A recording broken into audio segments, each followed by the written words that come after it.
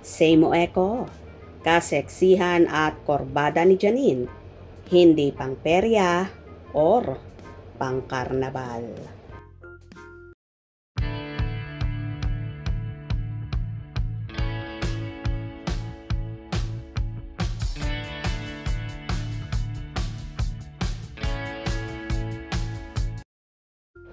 Kung may mga Pinay star na hindi nauubusan ng angas sa kaseksihan, isa na rito si Janine Gutierrez.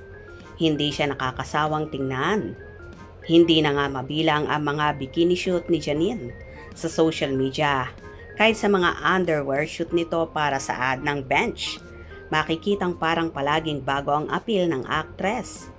Hindi na kasi kinakailangan pang lagyan ng kung ano-anong nakakabaliw na concept ang pagbalandra ni Janine ng kanyang sexy body. Mukha na lang at hubog ng katawan, panalo na. Gaya ng madalas naming sabihin at paulit-ulit na sinusulat, ang alindog at kaseksihan ni Janine ay hindi pang perya o karnabal.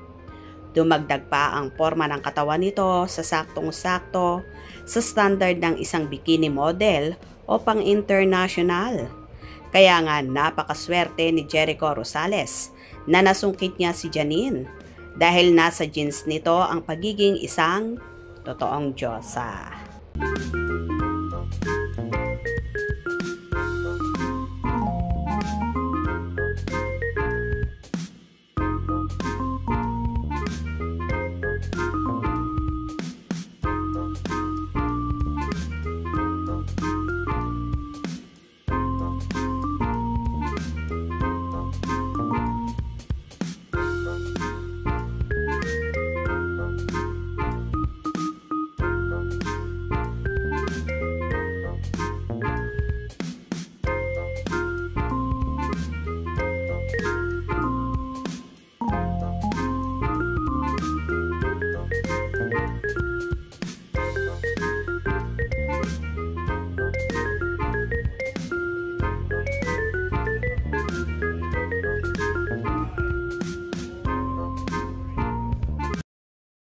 Well, totoo naman na napakaganda at napakasexy ng dalaga kaya nga umaapaw ang blessings ngayon.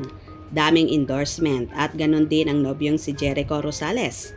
Pinagpapala talaga ang kanilang pagmamahalan bukod sa ang ganda nilang tingnan at so sweet. Palagi, abay, grabe kapag sila ang nagpaayuda. Talaga namang, kikiligin ka. Anyway, hindi nga kataka-taka kung bakit nahuhumaling at in love si Eco sa dalaga. Bukod sa angking ganda at kaseksihan, super bait at napaka down to earth ni Janine na hindi mo akalaing artista kapag nakaharap mo siya at nagsalita na. Napakagalang niya sa lahat ng taong nakakasalumuha niya. Ang iba pa nagsasabi na napakaganda raw ng ginawang pagpapalaki ng mga magulang ni Janine na sina Lotlot at De Leon, kaya ganito kababait at kagagalang ang lahat ng anak nila. Kung nagustuhan nyo ang video na ito, comment down below.